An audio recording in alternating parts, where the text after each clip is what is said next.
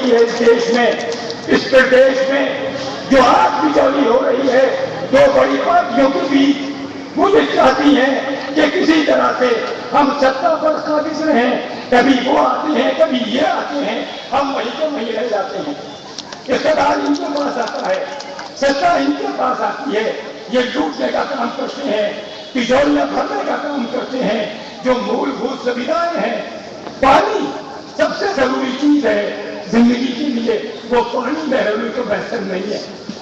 अरविंद जी, ये दिल्ली का सबसे पुराना शहर है, सबसे पुरानी आबादी है, इस तरफ कोई तवज्जो नहीं है किसी सरकार की, किसी पार्टी की कोई तवज्जो नहीं है। वोट लेते हैं, इलाके को भूल जाते हैं। कितना कंजस्टेड इलाका है, एक रास्ता है आने का, जाम लग जाते हैं। बारिश होती है, लोग बहकर मर जाते हैं। बच्चा अभी पिछली बरसात में बहकर खत्म हो गया इसी इलाके के अंदर। जब पानी आता है, ड्रेनेज सिस्टम नहीं है, सीवर का कोई सिस्टम नहीं है, पूरा इलाका पिछड़ा हुआ इलाका है, क्योंकि वो राजधानी से और उनके असेंबली हाउस से बहुत दूर है। इतना दूर कि वो भूल गए हैं कि महरोली में भी लोग बसते हैं। अब आपकी जिम्मेदारी है कि आप ऐसी पार्टी को, जिस पार्टी का मिशन, जिस पार्टी का सपना ये है कि गांधी जी के स्वराज को स्थापित करना है, हमारी पार्टी आम आदमी पार्टी विकल्प बनने जा रही है। बदलाव की राजनीति हो रही है पूरे देश में। लिहाजा आपके आने वाले इलेक्शन में अगर दिल्ली में आपने बदलाव ला दिया तो पूरे देश में बदलाव आएगा।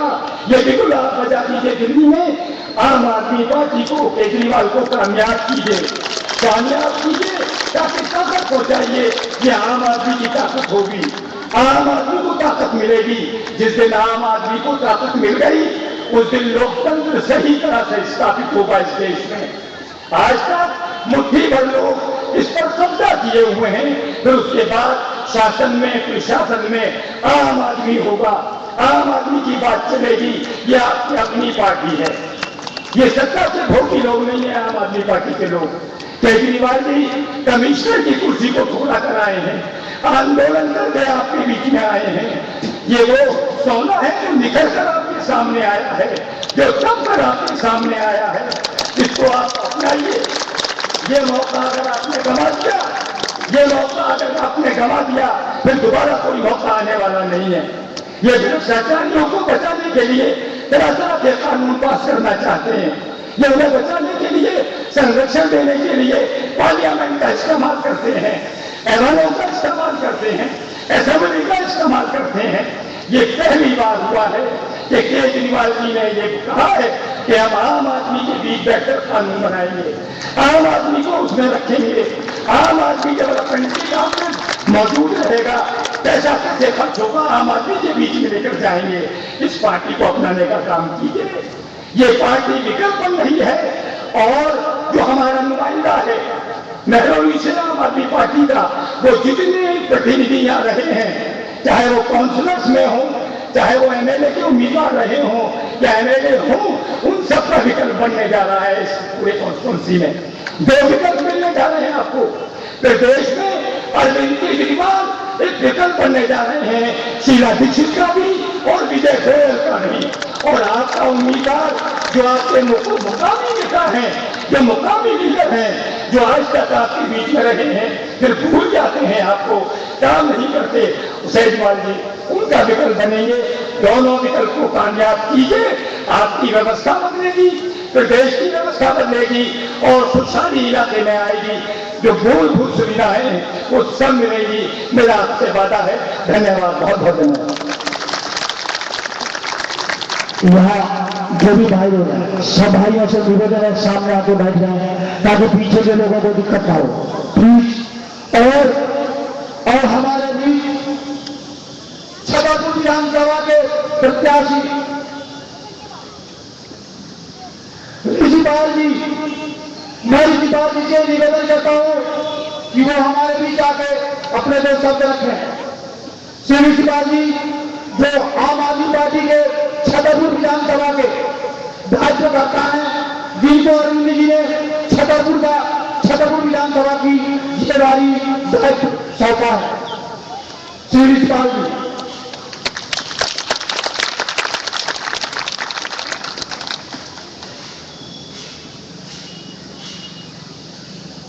मैं सबसे पहले जो हमारे भाई बहन जितने भी महरवी विधानसभा से जो आए हैं, मैं उनको सबसे पहले धन्यवाद करता हूं कि जो केजरीवाल जी के विचार सुनने आए।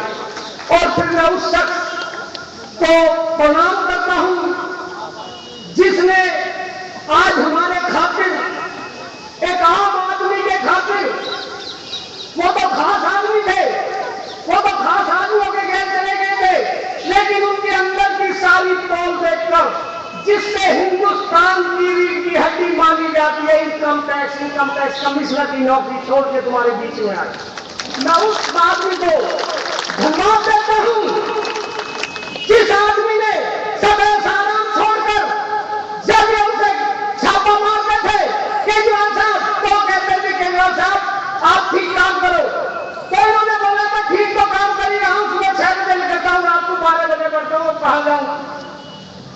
तो उन्होंने कहा कि देख लो वरना आपकी बदली कर दी जाएगी। तो उस दिन के बाद नौकरी पर नहीं गए और रोड पर आ गए और घर घर अलग जगा रहे, घर घर अलग जगा रहे तुम्हारे आम आदमी के लिए घर घर अलग जगा रहे हैं, इतनी बड़ी नौकरी छोड़कर, कभी नालियों में बैठते, कभी गलियों में, कभी कहीं। और हम आदमियों को भी सोचना होगा, 2 साल तक अन्ना हजारे के साथ जन लोकपाल के लिए हर नेता छोटी से छोटी पार्टियों के लिए झक मारते हुए किसी ने नहीं मानी। दुर्योधन से भी ज्यादा खतरनाक हो गई ये नेता, दुर्योधन से भी ज्यादा खतरनाक। सबसे कम दुर्योधन ने तो पहले साल में फिर राज दे दूंगा, लेकिन इन्होंने तो ये भी नहीं किया हम 10 साल बाद जब लोकपाल बना देंगे तो हम सबर कर लेते, 10 साल और भी देते, पर 10 साल का टाइम तो देते। ये तो दुर्योधन से भी खतरनाक हो गए। लेकिन ये हमारा भाग्य है, ये हमारा सबसे बड़ा भाग्य है कि हमारा कुछ हक जो इन्होंने जमा रखा था वो हमें मिलना था, वरना ये कि कह देते जो पहले हमने खाया खत्म, आज से जब लोकपाल चालू हम उसमें भी एग्री थे, पर इनको हक जो लेने का था अब वो हमें मिलेगा।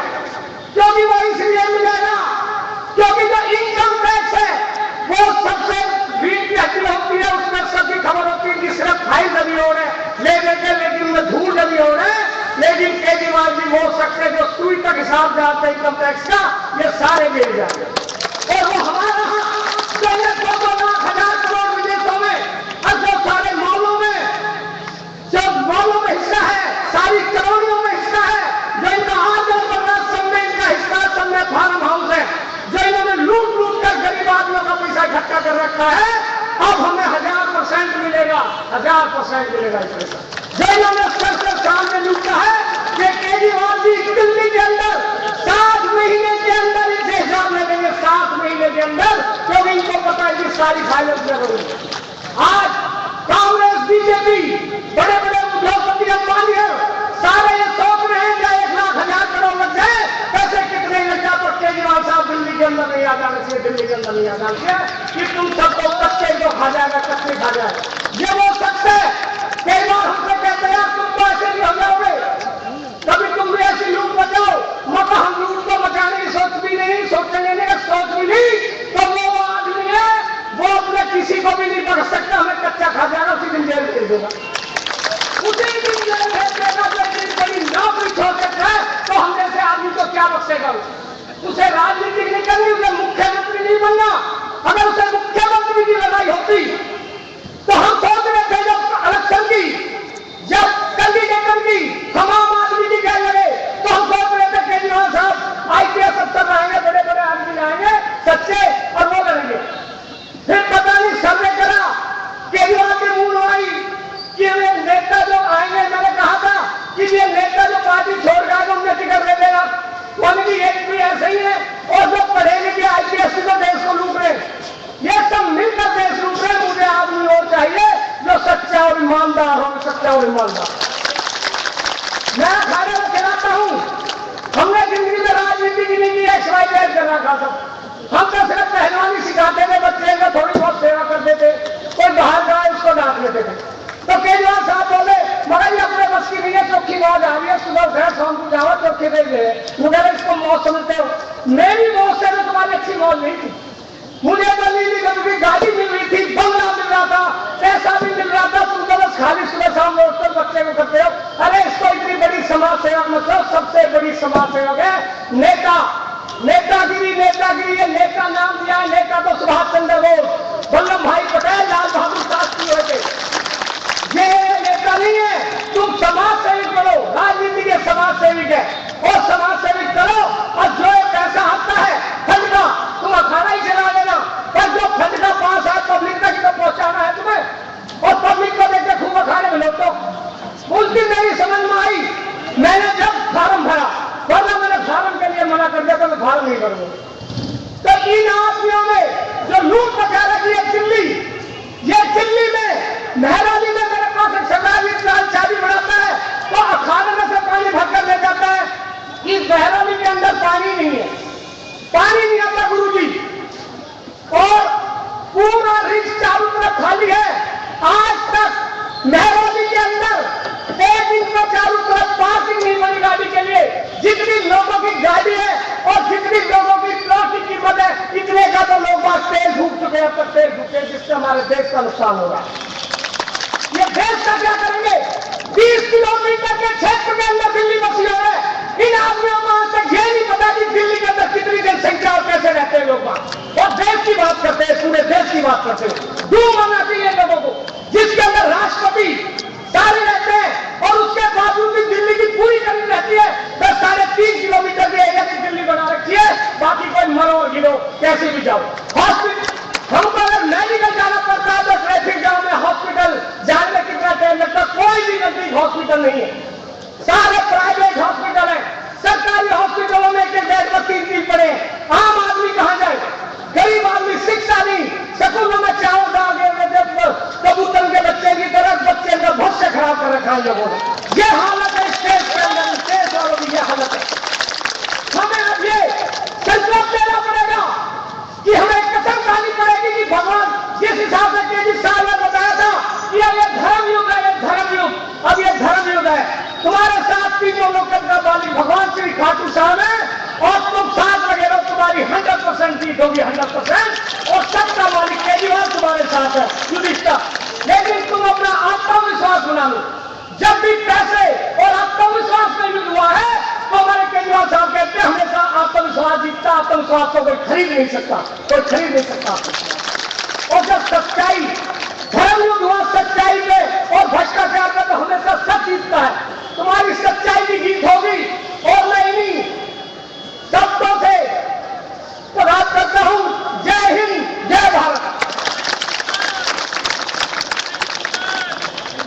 माननीय ऋषिपाल जी, जिनके भाषण से शायद आप सारे श्रोताओं को रोंगटे खड़े हो।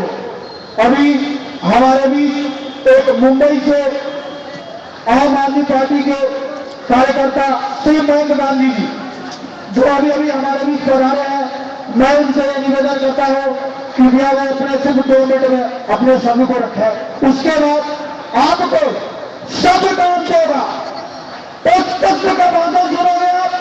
देश चुनावी महाभारत में हम पांडवों का साथी बना हुआ है, दूसरी तरफ वो गांव है जहां की तरफ पितामह भ्रष्ट जैसे जैसे लोग हैं, लेकिन है कृष्ण।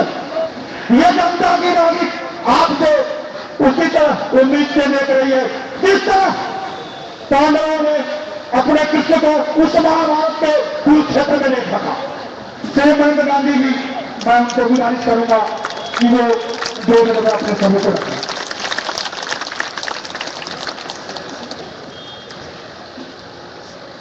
नमस्ते। अरे नमस्ते, हाँ, थोड़ा आवाज करो। नमस्ते। 1977 में हम इमरजेंसी के विरुद्ध लड़ते थे। हमें यह लगता था ये कांग्रेस चली जाएगी और जनता पार्टी आ जाएगी तो देश सुधर जाएगा। फिर लगा बीजेपी आएगी तो देश सुधर जाएगा। फिर लगा कि ये मनमोहन सिंह आ जाएगा तो देश सुधर जाएगा। फिर लगा वाजपेयी आएगा तो देश सुधर जाएगा। लेकिन कुछ भी नहीं हुआ। ये सारे जीतते रहे और हम हारते रहे। मनमोहन सिंह जी और उसके पहले के प्रधानमंत्री वाजपेयी जी से अच्छे प्रधानमंत्री शायद विश्व में नहीं हुए होंगे, इतने पढ़े लिखे समझदार, लेकिन देश बदतर से बदतर होते जा रहा है। तो क्या प्रॉब्लम क्या है? प्रॉब्लम यह है कि जो व्यवस्था है, ये व्यवस्था बिगड़ी हुई है। अब प्लेयर बदलने से कुछ नहीं होगा, अब रूल के गेम बदलने पड़ेंगे। अब व्यवस्था परिवर्तन करना पड़ेगा, और इस देश में व्यवस्था परिवर्तन की अगर कोई भी बात करता है तो वो सिर्फ आम आदमी पार्टी है। एक मनमोहन सिंह को और किससे बदल देंगे तो कुछ देश बदल जाएगा, ऐसा हमें नहीं लगता। हमें लगता है कि जिस प्रकार की व्यवस्था है कि एक हाईकमांड बैठ के तय करता है 126 करोड़ लोग कैसे जिंदगी जिए, इसको उठा के फेंकने की जरूरत है और जमीन से लोग तय करें कि उनकी जिंदगी वो कैसे चलाएंगे और सत्ता कैसे हाथ में रखेंगे। तो हमारी कोशिश यही है कि इन सारे लोगों का सत्ता उठा के फेंक देनी है और आम आदमी को सत्ता उसको हाथ में देनी है। तो ये सत्ता की पलटी नहीं हो रही है, व्यवस्था बदलने की कोशिश कर रहे हैं। और ये जो दिमाग लगा हुआ है बीजेपी और कांग्रेस का पूरे देश में, उसको निकालने की जो कोशिश हो रही है